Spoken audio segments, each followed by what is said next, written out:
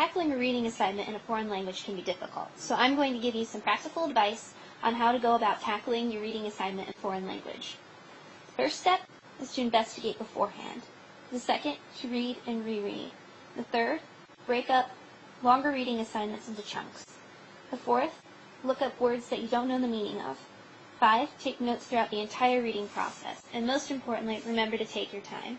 Remember that your reading skills in English are not at the same level as your reading skills in a foreign language. Your reading skills in English are going to be a lot higher than your reading skills in a foreign language, and that is something important to keep in mind while working on a reading assignment. The first step is to do some investigating or pre-reading before you begin reading the assignment. 2 things to look up are a brief biography of the author as well as a summary of what you're about to read. If you're reading from a textbook, this information is often provided for you. But if not, you'll want to use your resources and look it up on your own, maybe with an online encyclopedia. YouTube is also a really good resource for finding out information. Reading a biography of the author can help you to understand the cultural and historical context in which the author is writing.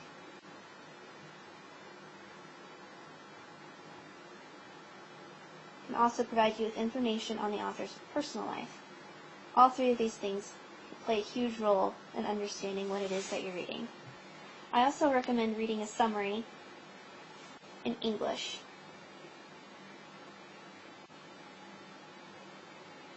However, I would discourage you from looking up an exact English translation of what it is that you're reading. Your next step is to read, reread, and reread again. I recommend breaking it up into 3 chunks.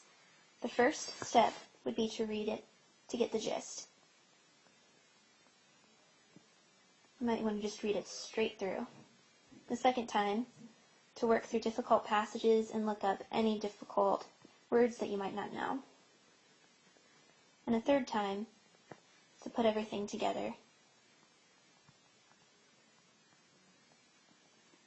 and to read the whole piece for what it is. Now I know that some pieces of reading you're going to have are going to be pretty long, maybe multiple pages. So that brings us to the next step, which would be to break things up into chunks. Divide your larger reading assignments up in chunks, maybe of several paragraphs or a page or 2. Work through each chunk according to the reading and rereading steps we just talked about. You may also find it useful to break your reading assignments up into different sessions by taking breaks in between each chunk or possibly even dividing the reading assignment up over several days.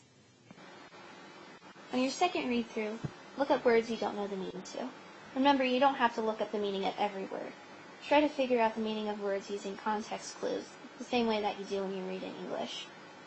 If you still can't figure out the meaning of the word, use resources such as a French to English dictionary or wordreference.com to look up the meaning of the word. Remember, do not use a translator.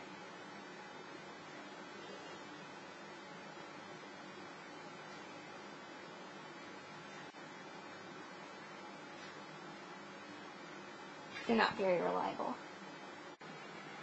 I recommend taking notes during the entire reading process. Take notes before you read,